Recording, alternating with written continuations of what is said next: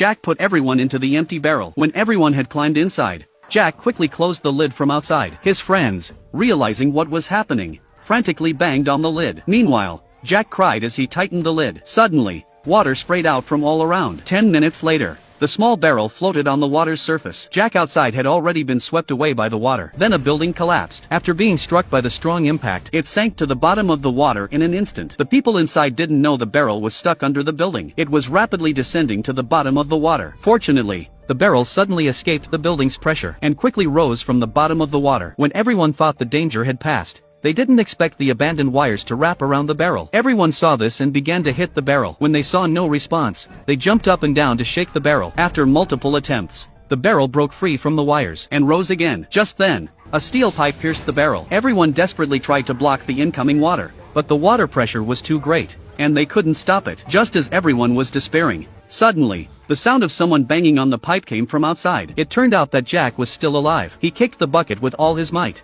and 10 minutes later, the bucket was kicked down. The water pressure inside the bucket also increased. Suddenly, the man beside him clenched his teeth and punched the bucket with all his strength. The hole was sealed, and the water stopped flowing in. Jack outside tried to grab the man's arm and swim up together, but the bucket was rising too quickly, and Jack, who had been sinking, couldn't grab it. Just as Jack was despairing, the wire on the bucket suddenly caught his foot. Without any obstacles, the large bucket rose rapidly. In less than 5 minutes, the bucket successfully surfaced. At this point, Anna inside noticed a leak on the other side of the bucket. As the water rushed in rapidly, everyone panicked completely. In less than 10 minutes, the water had risen to their necks. Everyone struggled in despair. The little boy was also scared and cried uncontrollably. When everyone was despairing, Jack reappeared. He used his remaining strength to climb onto the bucket and then forcefully unscrewed the lid.